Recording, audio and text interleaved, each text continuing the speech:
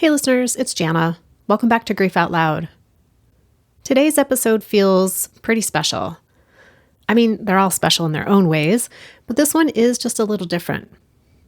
Before we get to the conversation, you're going to hear an audio piece that our guest, Kyndal Parks, did as part of an assignment for her college journalism class. It's a solutions-focused commentary about the grief that she experienced when her grandfather died. I don't want to give too much of it away because Kyndal shares it all so beautifully in her piece. But she gets to the heart of what so many of us experience when we're grieving while also trying to meet the expectations of work, school, or just day-to-day life. Expectations that might feel out of reach. And yet, when we ask for support, some of the responses we receive leave us feeling even more alone. After her audio piece, you'll hear my conversation with Kyndal, where we talk more about her grandfather, a man whose life spanned hardship, activism, curiosity, and deep love. She talks about the traditions that they built, the lessons he taught her, and the ways he continues to guide her life now. We also discuss her audio piece, which started out personal, but evolved into a powerful reflection on grief at HBCUs, historically Black colleges and universities, the legacy of silence in Black communities, and the urgent need for grief-informed support on college campuses. Kyndal invites us into her grief with honesty, reflection, and hope, painting a picture not only of the pain of loss, but of the possibility of building communities where grief is acknowledged, honored, and shared. Okay, here's Kyndal's audio piece and then our conversation after. When my grandfather passed, I didn't know how to breathe. Not just because I lost someone who raised me, who loved me through silence and sacrifice, but because the world around me didn't stop. I still had lectures, still had assignments due, still had professors who never replied. I'm a student at Prairie View A&M University, and when I was grieving, I felt invisible. I reached out, I explained what I was going through, and most of the time, no one responded. Or they gave me empty words, sorry for your loss, and still marked me late and gave me a 0. PVAMU does have a counseling center. It's located on the second floor of the Owens Franklin Health Building. They offer therapy, group counseling, and a 24-hour crisis hotline. But here's the truth. It's a small center on a campus full of students who were hurting quietly. And therapy only works when your professors, your peers, your institution actually make room for your pain. I didn't need someone to fix the grief. I needed someone to say, take your time. I believe you. But at PV, we're taught to push through, to perform strength even while we're breaking. My grandfather, Pop, was the reason that I'm here. He paid for my school, he cooked for the whole block, and he taught me what it meant to carry legacy. He wasn't loud, but his love was steady. Acts of service, long talks, and making sure we had what we needed. And when he died, it felt like a foundation cracked underneath my feet. And still, I had to show up to class, still got marked absent, still had to explain myself over and over to people who just didn't understand. At PV, and across so many Black communities, grief has always been something we carried in silence, not because we wanted to, but because we had to. Black history is filled with stories of survival, and we aren't allowed the space to grieve openly. We had to work, we had to move, we had to endure. Therapy wasn't a conversation in most of our homes. Grieving was done at church altars and kitchen whispers behind closed doors. And opening up wasn't just hard, it was dangerous in a world that already expected us to be broken. So, we learned to grieve by moving faster, by working harder, and by smiling, even when we were shattered inside. Now, that silence still lingers in places like PV. But that doesn't mean it has to stay this way. Across HBCUs, there are signs of something different. At Spelman, they host a Day of Remembrance, where students pay homage to lost loved ones and cherish them through prayer, reflection, and unity. At Howard University, they offer grief training for faculty so professors learn how to meet their students with care, not coldness. These efforts are small, but they're powerful. They remind us that grief doesn't have to be something we hide. It can be something we honor.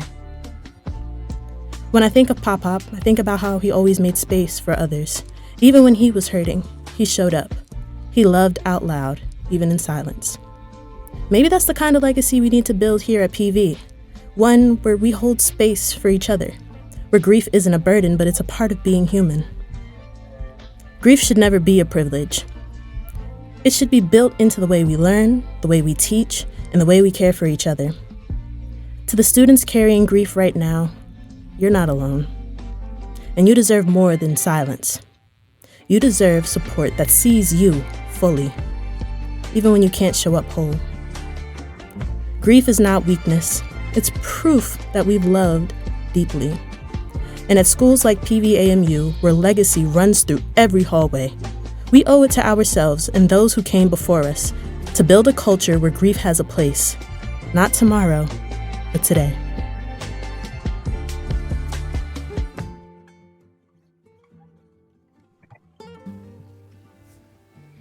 Kyndal, welcome to Grief Out Loud.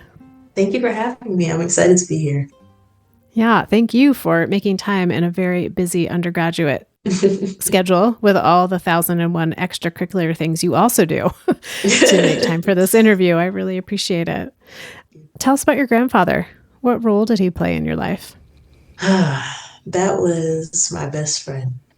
Well, his story starts a little bit, out of the ordinary, and he just grows to be a better person. So he came into this world prematurely. And so I think that's very interesting because he came into this world prematurely. He was one of 5 kids in the early 1940s. And you can imagine how life was like at that time. You're going through war, people are rationing food, things are just kind of sort of settling into place. And he found himself in the midst of that and made that work for him. My grandfather was a very interesting guy. When he was younger, he was very mischievous. And he told me a story about, when I was younger, about why I should listen to my parents. And I'm like, I am a good listener. And he was like, no, because when I was younger, he said that he was jumping from railroad tracks. Like, that's what kids used to do back in that time, I guess in the early 50s. And his parents told him not to do it. He never listened. And one day he was doing that and his foot got stuck and a train was coming. Yes, he was very risky. And so he ended up being injured and he became disabled because of that. So he had to learn how to do everything with the opposite side of his body. So he had to learn how to write, how to dominate more on his left side. And I think that goes to show how resilient he is and how he made that a moral and a value that he wanted to instill in everybody that he came across. Outside of that, he was a Black Panther. He was a grant writer. He was an engineering student. He was a green thumb. All of these things. He was a world traveler. He was a lot. And so to me, my grandfather was someone that I always aspired to be. And, that's a little weird sometimes. Granddaughters, oh, I love my grandma. But that was somebody that I could look to and say, I want to be just like him. And could see myself living all of the traditions that he shared and passing them down to my kids. Because I think that's very important to have a lot of historical and just family traditions and values that are normalized within the community, but also within your family as well. But yeah, that's more a little bit of a summary of who he was, but who he was to me at least. So he had a lot of diverse interests similar to you in that way. When you talked about the family traditions, what's a favorite tradition that you shared with him growing up? Okay, so for New Year's Eve, he would cook chicken, fried chicken, black-eyed peas, collard greens, and rice. All those 4 things represent something to us, but I also think the Black community at some point. So it's for good luck and good fortune and to ring into the new year with something good in your body. That's one thing. He always did that every year. That's what you can count on. And when we lived in New Jersey, it was right by New York City, we'd watch Dick Clark's New Year's Rocking Eve. And we would watch the hosts go through, oh, we're going to LA, we're going everywhere. So we'd sit there all day and just watch from sun up to sundown. And then when the new year came in, the ball would drop. And when we would do the countdown, we'd get all of our pots and pans. Now, why do you ask that we had pots and pans all over? We would bang the pots and pans trying to get out all of the bad energy that the last year might have held on to into the new year. So when the clock strikes 12, everybody knows to get their pots and pans and to bang them and make as much noise as possible to inspire the next year to be greater than the year before. So I can say that that's one of my favorite memories because he would call, make sure you have your pots and pans, make sure you're here on time. And so when I think of him, I think of things like that. But he's very into the holidays. So the holiday season coming up, it's just making me think about all of the things that we used to do with him. And so Thanksgiving is coming up, and that was one of his favorites. So all of the holidays were very sentimental to me. Did he have a particular Thanksgiving dish that was his specialty? Ooh, his macaroni and cheese. I don't like macaroni and cheese, but I know everybody in my family does, and he would make it every year. My sister, are you making mac and cheese this year, Pop Pop? And he'd be like, of course I am. I know that was my favorite at some point, but then I just started not liking cheese too much. But I can count on him to know that he would make a good mac and cheese dish every year. Mm. You mentioned the holidays coming up and thinking about him more and imagining that his death maybe has changed the holidays for you and your family. So I wondered if you could speak a little bit about, specifically how the holidays are different since he died, but also more generally, like, how are you different since he died? So I can say that this week that's coming up is a week of remembrance for me because a year ago I was in such a bad place and I couldn't necessarily put my finger on why. I used to love Thanksgiving. I loved being around my family. I loved making that plate and just knowing that the love and the time and the energy that was put into it was genuine and something that I don't know how to explain, but my grandfather passed away last year on Black Friday. And I think there's something symbolic in that. He was in the back of my mind all week. And even leading up to Thanksgiving, I couldn't really enjoy it as much as I thought I would.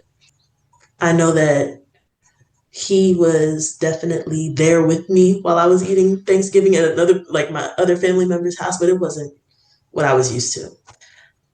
I think that for me, my definition on what family was has changed. Definitely. Family doesn't necessarily have to be someone that you share blood with because not all the time people get along. But the family is more about the people that you can find comfort in, find support in, even when you least expect it. So I can say that his death around the holidays kind of changed my perspective on who I'd want to spend my holidays with, who I'd want to be around, and what company I'd like to keep.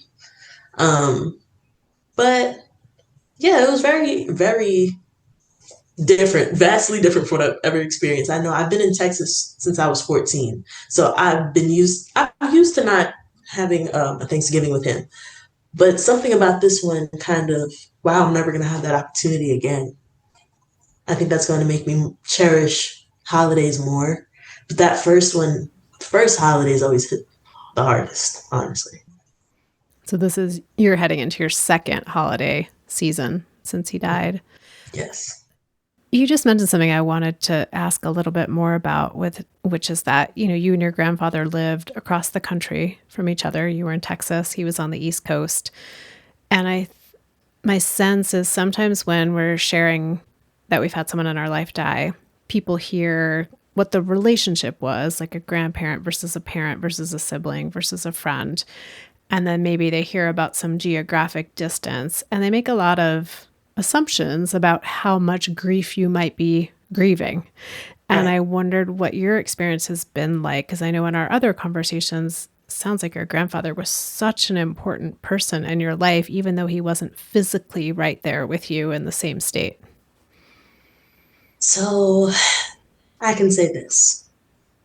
A lot of people in our society right now don't make room for your grief. And I spoke about this in my piece. People underestimate the connections you have with your family or your loved ones until it's them. I can say that. I had a lot of professors at my college not really understand where I was coming from. And having someone who's close to you pass, you don't really get it until it's you. And I can understand why. Now I can understand. Before I was so livid. I was so enraged. Why don't these people understand? Why don't they get where I'm coming from? Going through all of the stages of grief, it clears your mind. I can say that people really think, oh, well, you've been in Texas for so long. It's just your grandfather. I love my grandfather. My grandfather is a lot of who I am, and I didn't know that until I had to really look at myself. And everything kind of ties back to my childhood and being around him. And a lot of people don't really have that relationship with their families, and I'm lucky enough to have had that. And yeah, distance makes the heart grow fonder. So I think that also plays a big part into why my grief was so heavy. You never really take what you had for granted until you can't have it anymore. But I don't know, being with people every day, I don't know if it would make the loss harder or easier, but I know that from my distance, from my standpoint, it was tough feeling helpless from 2,000 miles away. There was nothing really that you could do. And so I kind of had to internalize all of that stuff and make it make sense for me to let go and to forgive people for not understanding me. Well, I appreciate you spending some time talking about how the physical distance is not an indicator of the intensity of grief. And it's such a good reminder for me and for everyone, who's listening and everybody in the world who's trying to be a little bit more grief informed. You've spoken about this a bit, but I wonder, what else did you learn about grief through this experience of having your grandfather die? Well, one thing I can say, this was one of my first major deaths in my life. So from the outside looking in, I was a child when a lot of like my older family members were passing away. So it would never really had too much of a connection with me. When I was younger, I saw my grandmother who lost a friend, and I kind of just saw her demeanor change. I saw a lot of you see your true colors when you're put under pressure. Let me say that. So when facts are stone cold and in your face, there's nothing that you can really do other than to face the issues. And so grief has a lot to do with that. I can say that. I'm sorry. Could you repeat your question? Could you repeat your question? Yeah. Let me see if I can remember what the question was. Kyndal, you talked a little bit already about like what you started to discover about grief after your grandfather died. And what else? What else have you learned about grief after his death that you didn't know before? Okay, thank you. So grief can be over consuming. I can say that. It can be overly consuming if you allow it to. My grandfather, I believe in the afterlife, and grief has a lot to do with what you believe in, what you think comes after death, and all of that. And I believe that there's there's still a connection to those that have gone, that are lost, or that have been gone. And so I learned that grief for a while, for different people, can be different things. So for me, I love being around my grandfather. Every time I see, what was it that he likes? He likes the Mets. I do not like the Mets at all. And I think anytime I see the Mets, it's just a coincidence and it makes me think of him. And, a lot of feelings get churned up because you don't really know how to settle with what you've just seen, because grief is not something that you can define perfectly. It's very complex and it changes depending on the person. So my grief may look different from someone else's. That's the truth. I might internalize things differently than somebody else. And I know that at my school, and I'll say that specifically because I'm around these people all the time, there are a lot of people that are suffering. There's a lot of people on my campus that take grief in different ways. Some people might actually take the grief, channel it, and put it into their field of study. Some people might not cope well with the grief. And you might find people who are vocal about the grief. Grieving, my process, allowed me to be every single one of those people.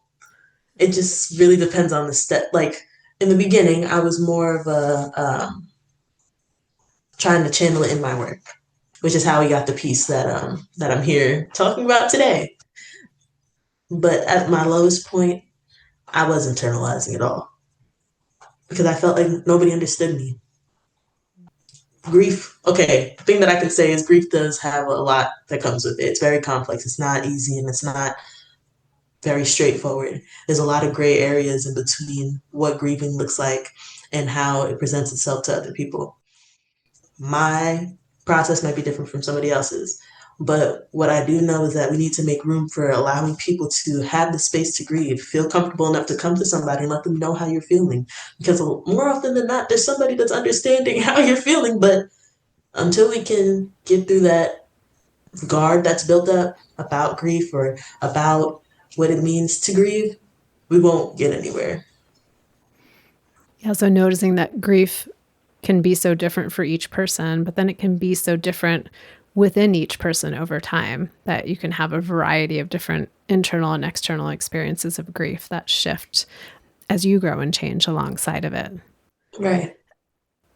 In the piece that you did, your audio piece, you talked about how you saw or didn't see grief playing out in your family, in your smaller community, and also in the larger Black community. And I wondered if you could talk a little bit more about that. Okay. So let's talk larger community first, because I think that that's a very interesting topic to speak about. From what I've learned in my field of study, which is communication with a minor in African American studies, I really want to see how we can reshape the Black image in media. And so I have to do a lot of work on what our history was like so that we know how to change it and not continue or replay it. So the way that we used to deal with grief was mainly in song or silently. It's interesting how that still plays into our community today. Now, people are choosing to be more silent about their grief. Trauma is not spoken on in our community. We don't really believe in going to therapy and telling people about how we feel because we were never allowed the space to sit there and actually process what we're going through. Whenever something traumatic happened, we just had to persevere, really, because we never were allowed the space to grieve, even dating back to slavery, even today. This is the get over it generation, truthfully. If you aren't feeling well, get over it, get up and keep moving. If you're not having any mental clarity, get over it. We have to keep moving and keep getting through it. And the problem in that is grief has this funny way of creeping up and coming to get you when you least expect it. And so if it's never tackled or handled, it's just always going to be sitting there festering. And one day it's just going to pop out on you when you least expect it, honestly. And so I think for the Black community, our biggest problem is we have so much grief, so much trauma, so much pain, and so much hurt that when we come in contact with it day to day, we just push it down. And then we get to a boiling point, and then we have this big explosion of emotion and unrest within our people. Now, don't get me wrong. Like I said, there are people who channel their trauma and pain into their career field, which is why we have such great art, which is why we have such great music and talented people. But what about the people who don't have these abilities? What do? We don't go to therapy. So what do you do? Which is why we are where we are as a community today.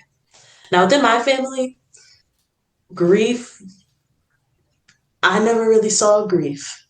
We used to have family funerals and things, and afterward, I would be sad because I knew the person, but how I looked at it with the adults, I never really saw it because I think they didn't want me to see. So I think it was more of a kind of coddling from pain that maybe that's what support looks like. I don't know. I think that I was given the luxury to not directly see it up until now. I think that at 21 that I built a better tolerance to pain than I would have at 12. So that's really what I think about that. We have to do better. That's what I do though. You do.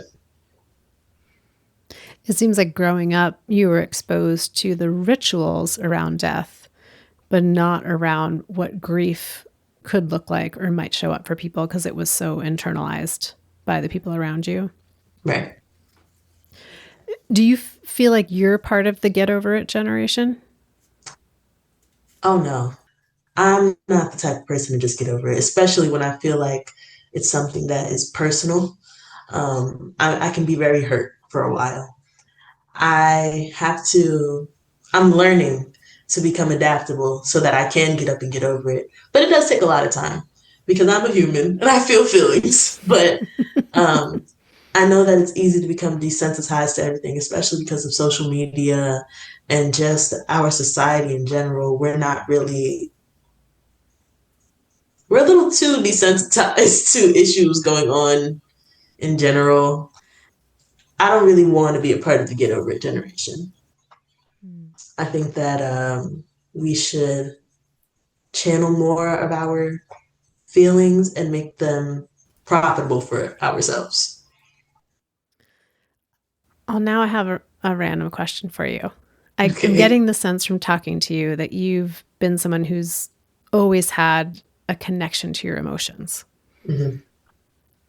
How did your grandfather support you in being, 0.5% of perhaps people in your sphere who feel your feelings, express your feelings, have a connection to your feelings? How did he support you in those? Well, the funny thing is, my grandfather is the type of person who was the get over it type of person, honestly. But I think that within me, my siblings and I, that he saw a softer side.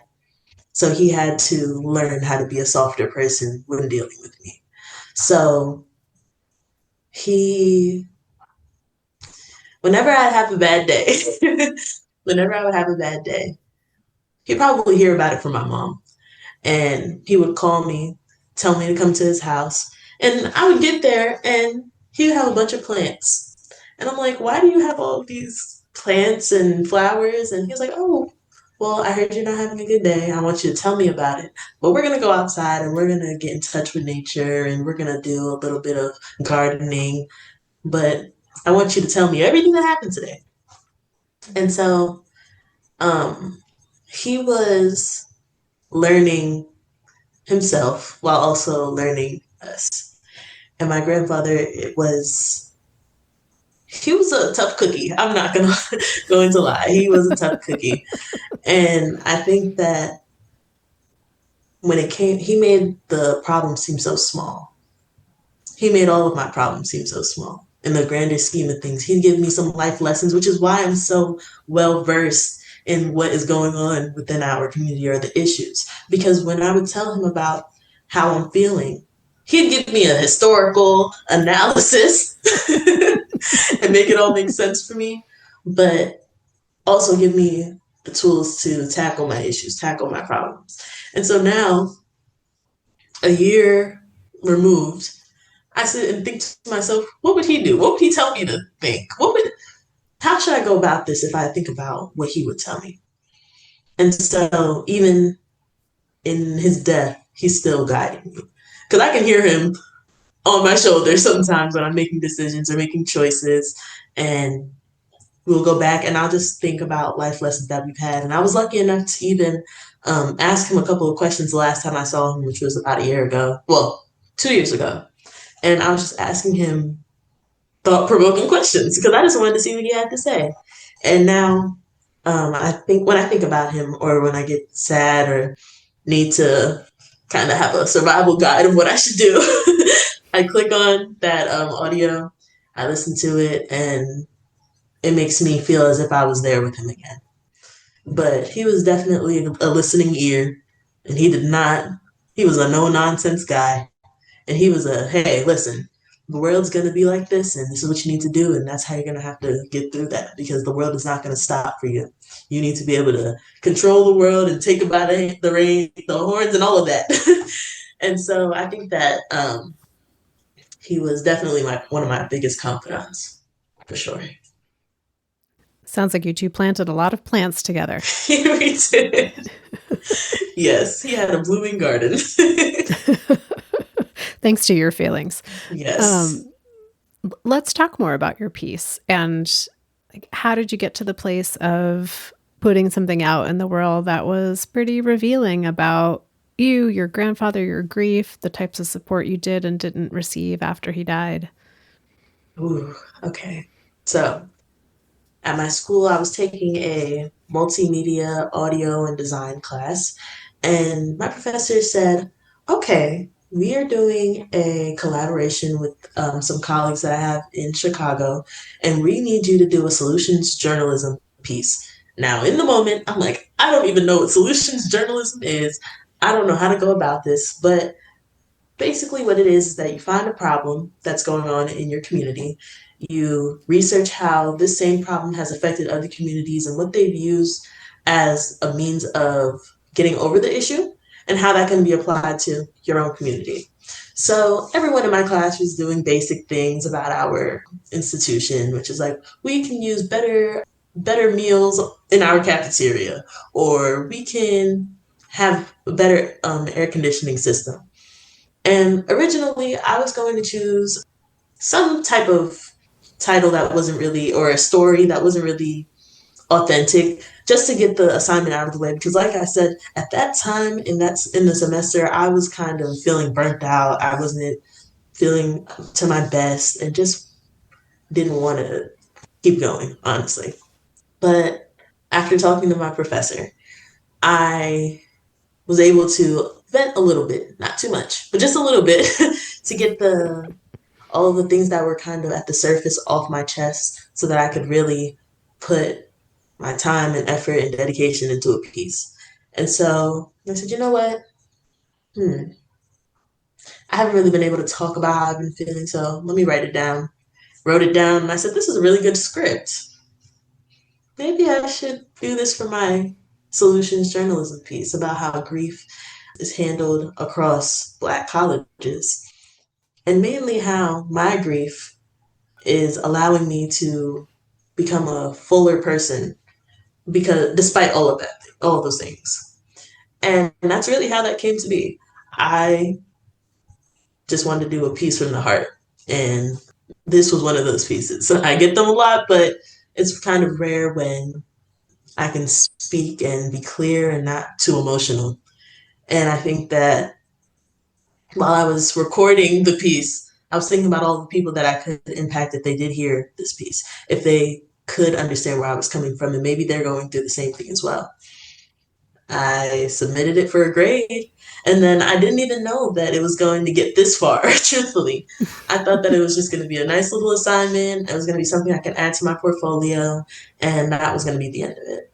But the interesting thing about grief is that there are good parts about the grieving process. And so, despite my, I just want to do this for a little hobby, it caught the attention of you, someone who understands where I'm coming from, even though you're so far away. And so, in the midst of my grieving process, I looked down in my email and I saw that it got forwarded to you, and I'm reading that email, and I just don't know if there were tears of joy, tears of pride, but I knew that I needed to get the story somewhere, and I needed people to hear what I had to say. Here we are. Here we are. And I would hope those tears could be pride and joy and all the other feelings in between, because your piece is truly powerful in that. I mean, you speak so directly to the heart of the grief around your grandfather, and then you build this vision for what the world could be like for folks who are grieving, to have support that feels more supportive.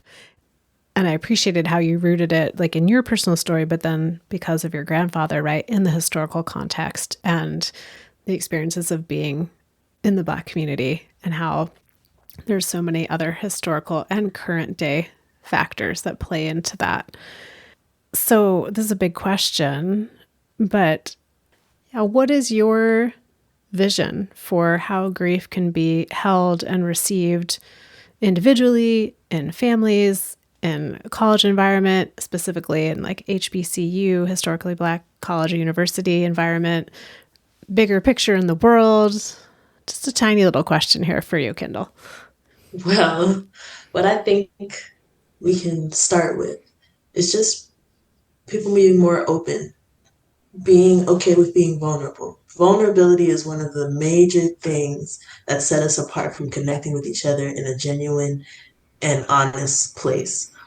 People don't like to be vulnerable because vulnerability has a stigma of being a weakness, um, being something that someone can hold against you and use against you, when a lot of the times the people who are the most vulnerable are the strongest people, because they lay it out from front to back what it is and what it's going to be.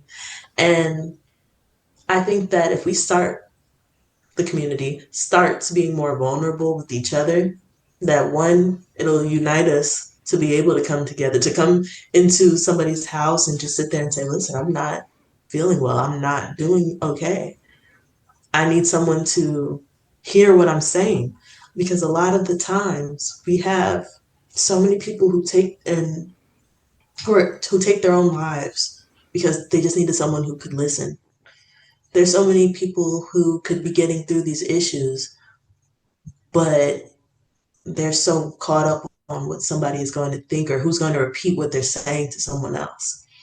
So we need to start building trust, loyalty.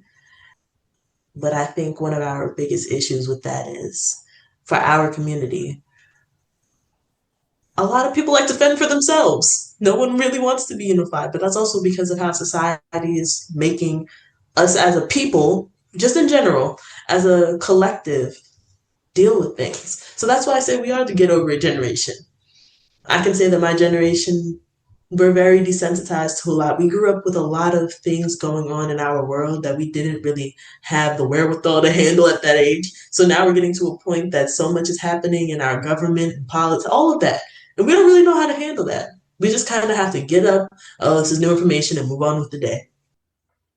So I think that if we actually took the time to sit there and sift through our thoughts and our memories and all of those things and find a solution to the problem, then we'll definitely elevate. But I don't know if that'll work. But I hope it does, because we're just going to find ourselves in the same repetitive cycle constantly, with people who don't take mental health serious, people who don't understand how grief can impact you on a day to day basis until it's themselves. And so that's what our biggest issue is.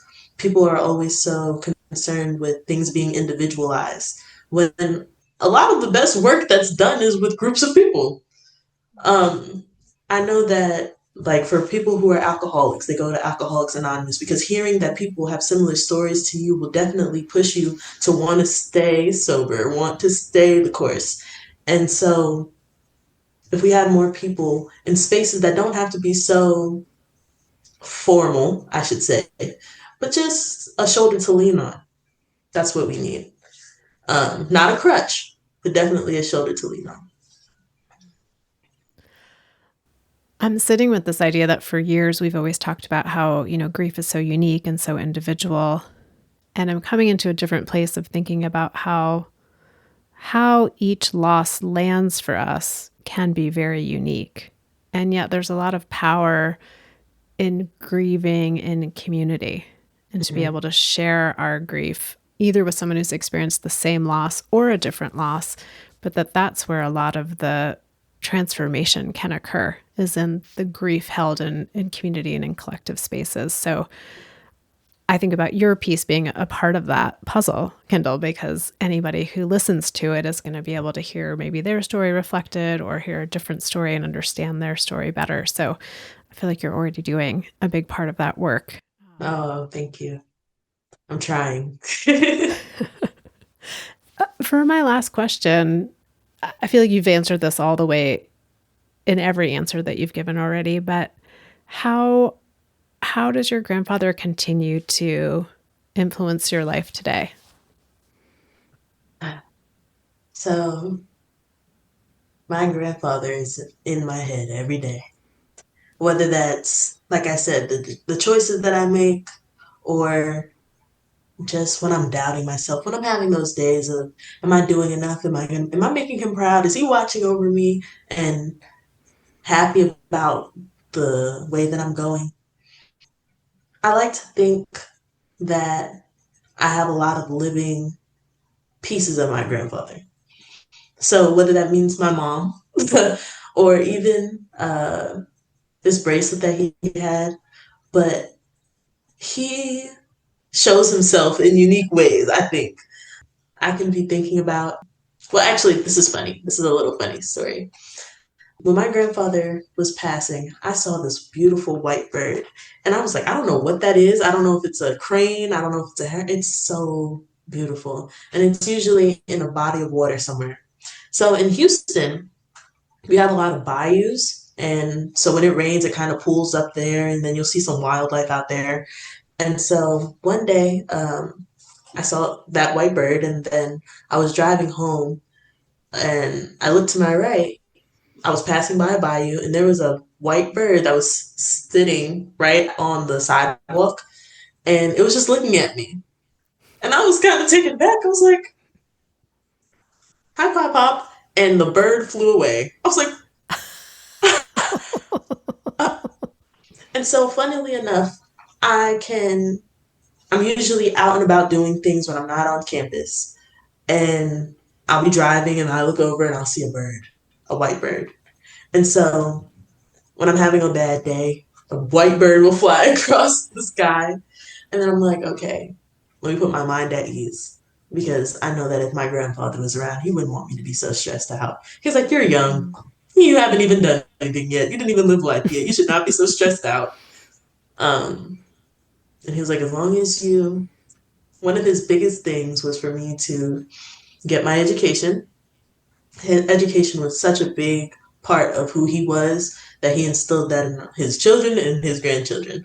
So any academic achievement that I had, he was there for it, which was funny. I forgot to mention this. I don't know if I talked about my favorite memory with him, but one of my favorite memories with him was when I was about 6, and I had to do a poem for this poetry contest with him.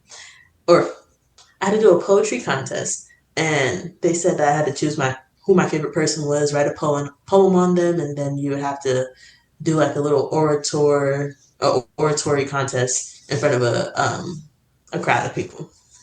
So my mom and I wrote wrote up a little poem. I was sitting there. She was mainly just writing it down, but I was coming up with the ideas. And I surprised him the day of the event. He came there and he was with my whole family, and it was my turn to go up there. And my line, I can remember the leading line, and I was like, Edward Roger Howard. What a sophisticated name. That's my Pop Pop, who I'm proud to claim. And all I remember seeing is a single tear going down his face. And when I'm feeling low, when I'm feeling sad, things like that, I think about memories like that. How he would still want me to be on my course of academia. He'd want me to be at the most successful point of where I need to be at this very moment. So even me doing this work, he told me he saw me being in the media field. He didn't know exactly where, but he saw me doing it. He said that since that point, when that one tear shed, he knew that I had the gift of gab. And I was like, I don't really know what that means. And he was like, oh, you'll understand when you're older. And I'm like, oh, okay. And so every once in a while, he'll send me a sign that he's near, like the bird, or that I'll think of something that reminds me of him. I'll see the Mets. I'll see something that brings me to my grandfather. I think that he's still around. He definitely lives in my head rent free. And he is still interesting even beyond, because a lot of things are becoming more clear. I can say that a year later, grieving, I'm still grieving, but I'm a lot more clear. I was very clouded with all of the feelings that you go through when you denial, anger, accept all of that. I was going through it. Now it's easier, and I have a little bit more closure knowing that he's at peace. Yeah, he's just all over. I know that he's watching and doing, and I think he's proud, at least. I hope so. Well, it seems like he continues to be a grounding force, a motivating force, and a force that comes through to help you kind of keep perspective on what's happening in your life day to day and where you're heading in the future. So, yes. Well, Kyndal, thank you for sharing your gift of gab with me and with our listeners today, and for sharing so openly about your grandfather, but also like what you feel inspired to hopefully do in this world to make a difference for people who are grieving, to have more space and place and grace with each other and with themselves for their grief. So yeah, thank you for making time. Well, thank you for having me. It's been a pleasure. And listeners out there, you know I say this to you each and every single time, but thank you for being part of the show, for making the episodes mean something. If you want to reach out to me, you can email me at griefoutloud@dougy.org. It's dougy.org.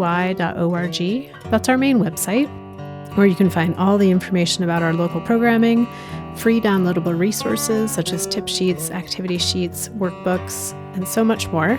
And of course, each and every episode of Grief Out Loud. The podcast is sponsored in part by the Chester Stephan Endowment Fund. And Grief Out Loud is a production of Dougy Center, the National Grief Center for Children and Families in Portland, Oregon. Thanks again for listening. We hope you'll join us again next time.